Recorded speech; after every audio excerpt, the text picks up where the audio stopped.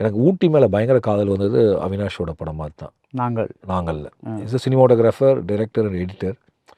அவ்வளோ sad film அது. But நான் பயங்கர சந்தோஷமாக பார்த்துட்டு இருந்தேன். ஏன்னா அவ்வளோ டெக்கரேட்டிவான ஃபிலிம். நான் அவர்கிட்ட கேட்டேன், ஏங்க இவ்வளோ சோகமான கதையை இவ்வளோ அழகாக எடுத்து வச்சுருக்கீங்க? இல்லை சார், ஊட்டி அழகாக தானே சார் இருக்கும், நான் எப்படி பண்ண முடியும்னு கேட்டார். அது பார்த்துல இன்னும் போல் அந்த படம் பார்த்துலேருந்து again I want to be go to Ooty, stay there for some 10 days walker. நான் முன்னாடி சம்மரில் அங்கே போய் தங்குவோம்.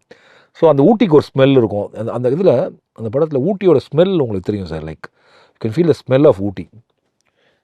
நான் அந்த படம் தேட்டருக்கு வரப்போ கண்டிப்பாக எல்லோரும் பார்க்கணும். அதே மாதிரி இப்போ மீரா கதிரவன் ஒரு டைரக்டர், உங்களுக்கு தெரிஞ்சிருக்கும்னு நினைக்கிறேன். விழித்தில் அதெல்லாம் பண்ணியிருக்காரு. அவருடைய ஒன் ஆஃப் பெஸ்ட் ஃபிலிம் பண்ணியிருக்காரு, ஹபீபின்னு சொல்லிட்டு. I think it will also come சூன். இந்த படத்துக்கு நேர் எதிரான படம் சார். இது வந்து ரொம்ப அழகியலாக ரொம்ப இதுவாக இருக்கப்போ அந்த படம் அவங்க ஊர்லேருந்து ராவா சாதாரணமாக ரொம்ப எளிமை என்ன இருக்கோ அந்த ஸ்லாங் அதில் அப்படி ஒரு வட்டார வழக்கில் அப்படி ஒரு கிராமத்தை இது வரைக்கும் பார்த்ததே இல்லை.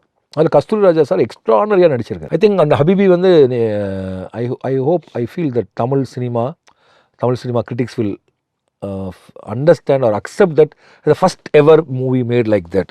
நான் சொல்கிறது ஏஸ்தட்டிக் அப்படிலாம் இல்லை, அந்த சப்ஜெக்டாக அது பேசக்கூடிய விஷயங்கள் சொல்கிறேன். ஸோ இப்போ நீங்கள் போஸ்ட் பேண்டமிக்லேயும் நல்லா இப்படி தான் படம் வந்துச்சு சார். பேண்டமிக் முன்னாடியும் ப்ரீ பேண்டமிக் இப்படி தான் படம் வந்துச்சு. ஸோ ஐ திங்க் அது பெருசாக அது ஒன்று மேபி பார்க்கக்கூடிய இது மாறி இருக்கலாம் சார்.